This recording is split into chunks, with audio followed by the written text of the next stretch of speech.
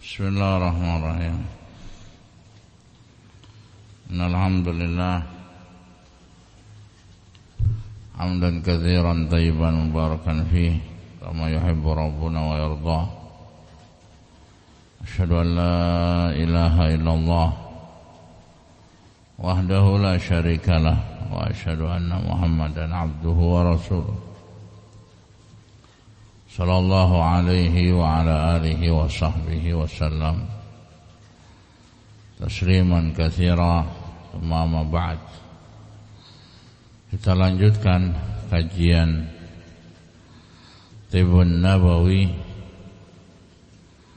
yang dikarang oleh Al-Imam Ibnul Qayyim rahimahullah.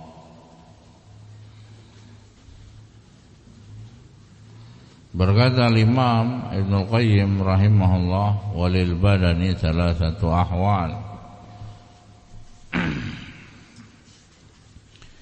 Yang namanya badan manusia itu ada 3 keadaan.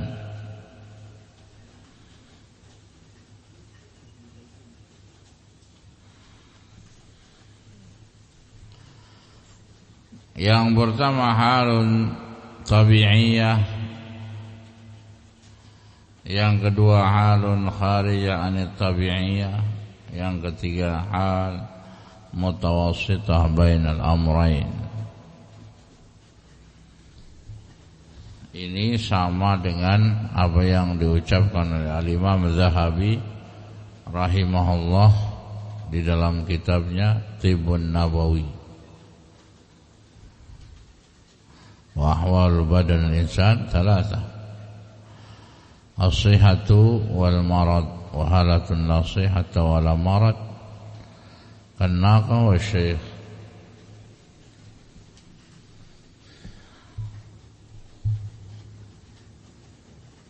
Badan manusia, kondisi tubuh manusia itu ada 3. Kondisi yang pertama alamiah, secara tabiat manusia secara alami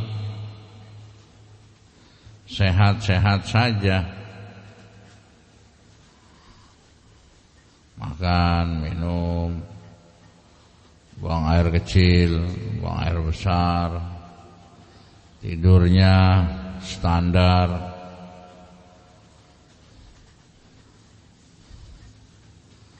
tertawa, gembira, sedih, berpikir, semuanya standar, tidak berlebihan. Senang, takut, semuanya standar, tidak kurang, tidak lebih. Maksudnya ketika ada faktor-faktor pendorong yang membuat dia tertawa, ya dia tertawa. Ada faktor-faktor yang membuat dia sedih, ya dia sedih. Itu alamiah. Alamiah. Saudaranya, kakaknya meninggal, dia sedih. Ya alamiah, sedih manusia.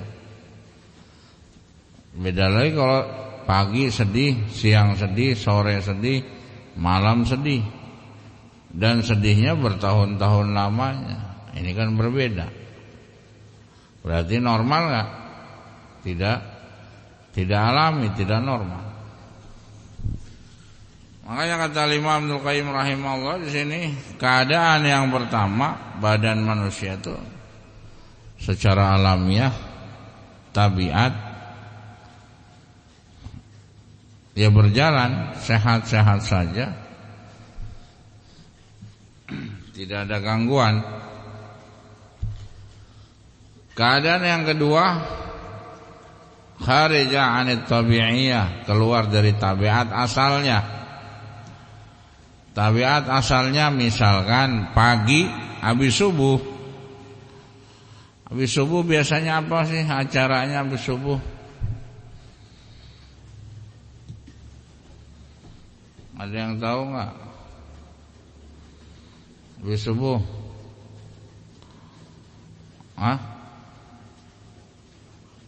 Badan bukan murajaah. Murajaah di pondok. Ini badan manusia, kita bicara badan manusia. Aktivitas keseharian kita mulai bangun subuh, mau sholat subuh. Ketika mau sholat subuh apa sih? Bongkar muatan. Siapa yang enggak angkat tangan? Mohon maaf, bukan jorok, mohon maaf. Yang subuh enggak bongkar muatan, siapa? Berarti kan semua bongkar muatan. Ini kan laki-laki, perempuan ya senyum aja. Paham? Ini aktivitas loh. Tapi sekarang subuh, pada subuh.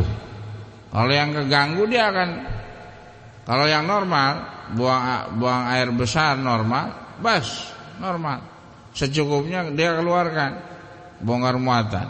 Lah sekarang kalau nggak normal, dia akan berjam-jam di mana? Kamar mandi, itikaf, kelamaan. Itu nggak normal. Tapi masuk setelah sholat subuh, zikir dan lain sebagainya, masuk ke jam, misalkan jam berapa? Ayo, subuh jam berapa? Jam 5. Zikir dan lain sebagainya, misalkan taklim subuh. Selesai jam 6. Tapi sekarang jam 6 sampai jam 7, jam 8. Apa aktivitasnya apa? Kalau mama ya masak. Lah kalau bapak-bapak makan. Mamanya minta suruh masak, bapaknya minta makan. Sekarang dari jam segitu sampai jam 8, siapa yang enggak ada naluri untuk makan? Semuanya minta makan. Ada yang minta bubur, bala-bala, minta ini, minta itu. Normal enggak? Normal. Ya, yang bermasalah kalau dia enggak makan, berarti enggak normal. Saya sekarang jam 8, jam 9, 10, 11. Apa tuh keadaannya? Mencerna makanan. Ada yang ngantuk enggak? Ada yang ngantuk, ada yang enggak. Saya setengah 12. Masuk setengah 12. Keumumannya gimana? Alamiah tubuh kita gimana? Lapar lagi. Ada yang nyari ketoprak, nasi padang, nasi warteg. Al-muhim dia cari sendiri.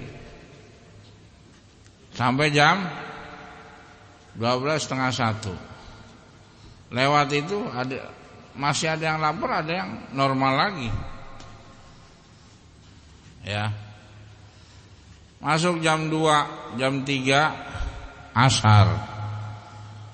Ya. Tapi pada asar sampai maghrib, kira-kira apa aktivitasnya? Ada yang lapar, ada yang enggak? Ya kan? Ada yang kuat misalnya habis asar sampai maghrib. Ada yang kuat secara alamiah dia nahan lapar. Ada yang kondisinya sakit, tulang, pinggang. Ada yang kencing terus di sore hari ini. Berarti kan enggak secara alamiah tidak normal. Keluar dari alamiah keberadaan tubuh seseorang yang sehat. Itu pada asar sampai pada maghrib. Pada maghrib sampai isya. Kira-kira apa? Lapar lagi enggak? Kencot. Iya, lapar lagi.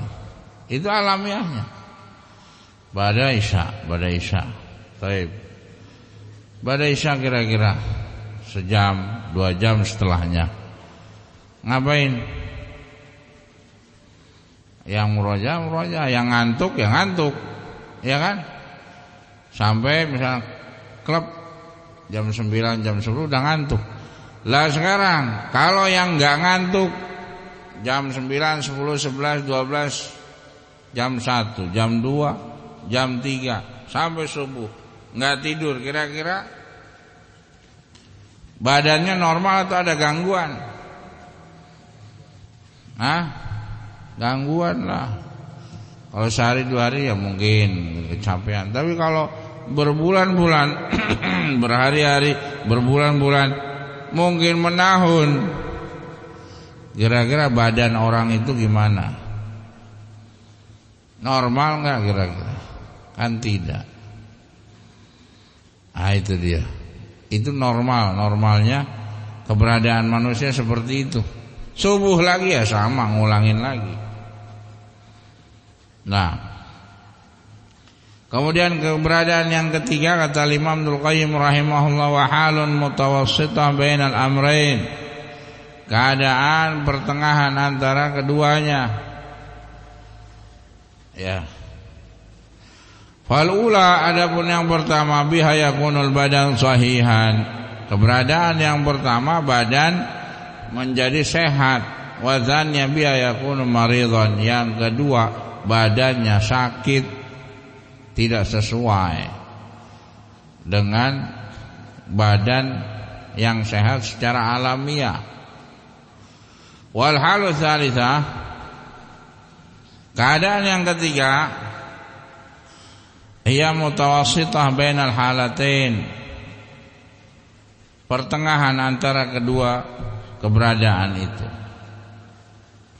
Wa in ad-didda la yantaqil la diddihi illa bimutawassit,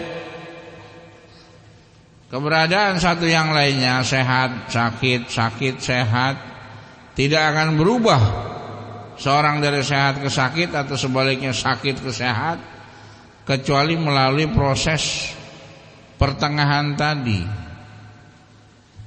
Ya mau dari gigi 1 ke gigi 2, masuk ke gigi 3 misalkan dalam kendaraan, ya sama, dia harus melalui tahapan itu juga. Kenapa demikian? Wa sababu khurujil badan an tabi'atihi, sebab kenapa badan keluar dari tabiat normalnya. Tabiat normalnya mungkin habis isya udah ngantuk tidur. Ya taruhlah jam 9, jam 10, jam 11 itu udah paling ini, udah capek. Tapi sekarang masalahnya kok jam 11, 12, jam 1 malam, jam 2 malam dia enggak tidur-tidur. Ada apa ini? Berarti kan keluar dari kebiasaan normalnya. Apa sebabnya? Kata Imam Ibnu Qayyim rahimahullah, sebab dia enggak sehat, imma an dakhili, mungkin dari faktor penyakit dalam. Faktor penyakit dalam berarti apa? PPD. Ya, kalau orang Sunda faktor, kalau Indonesia faktor. P dengan F, ya. Faktor PPD, faktor penyakit dalam. Di sini Ibnu Qayyim rahimahullah membahasakan li'anna murakkabun minal har wal barid. Mungkin di dalam tubuhnya ada pergolakan antara sifat panas dan sifat dingin. Wah, ini bahasa klasik, bahasa jadul. Mungkin kalau sekarang memang susah dicerna maksudnya apa ini. Maksud panas sama dingin maksudnya apa? Warotab wal yabis, mungkin juga di dalam tubuhnya bergolak antara sifat lembab dengan kering. Wa imam min kharij, ini dari dalam ya, dari dalam. Tapi mana contohkan misalkan, ini juga dirinci. Ya, kalau seandainya dari panas badannya, dan panas ini banyak macamnya. Panas ini banyak bentuknya, banyak modelnya, banyak sebabnya. Panas anak, panas orang dewasa dengan panas orang tua berbeda-beda. faktor panasnya juga beda-beda, masalahnya juga berbeda-beda. Ya, ada yang dingin, itu juga badan kalau dingin, anak-anak beda, orang dewasa beda, orang tua beda dinginnya. Laki-laki dengan perempuan kalau dingin beda juga, nggak sama dinginnya. Kenapa? Kan gitu. Ini bahasa memang bahasa dulu ya. Kalau sekarang mungkin susah difahami maksudnya apa. Ya. Dan wajar memang membahasakan panas, dingin, lembab, kering. Ya wajar. Karena kalau sekarang kan udah banyak perubahan. Apa yang panas nih? Dadanya panas, kepalanya panas, tangannya panas, lidahnya panas, perutnya panas. Apa yang dingin? Dingin perutnya. Dadanya dingin, lehernya dingin, tangan dingin, kepala dingin, kaki dingin. Dingin semua bahaya, mendekati kematian kalau dingin semua. Bahaya, ya tergantung juga. Atau badannya kering atau lembab. Maksudnya kalau lembab itu dia suka yang lembab, nggak suka yang kering. Maksudnya gimana? Ada yang paham nggak? Ya, misalkan dia selalu menyendiri di tempat yang gelap. Kalau kena sinar matahari dia nggak mau. Ini lembab biasanya. Suruh olahraga nggak mau. Maunya apa? Ngeringkul aja di kasur, main HP. Wah udah, ada wifi, udah selesai. Apalagi Ramadan, Allahu Akbar, udah azan nih, bedug misalkan, selesai. Tapi kalau yang yabis, yang kering, dia malah nggak mau di tempat yang lembab. Dia memang kering. Biasanya orang-orang yang kering, ya mohon maaf, jangan tersinggung. Ini biasanya apa? Ciri orangnya apa? Aktif, kritik. Ya, nggak semuanya tapi ada. Terus ya mobile, gerak. Misalnya kalau orang yang lembab itu susah geraknya. Mau gerak juga badannya berat, merasa berat. Maka ketika suruh kerja bakti, ya dia ngumpet cari persembunyian.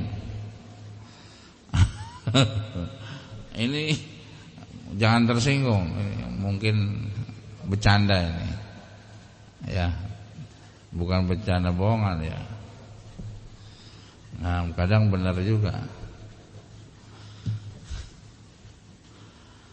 Nah, ini memang Al-Imam Ibnul Qayyim rahimahullah membahasakan seperti itu. Karena ya memang lain dulu lain sekarang dari istilah. Tapi esensinya seperti itu keadaannya. Wallahu a'lam bishawab. Alhamdulillah rabbil alamin.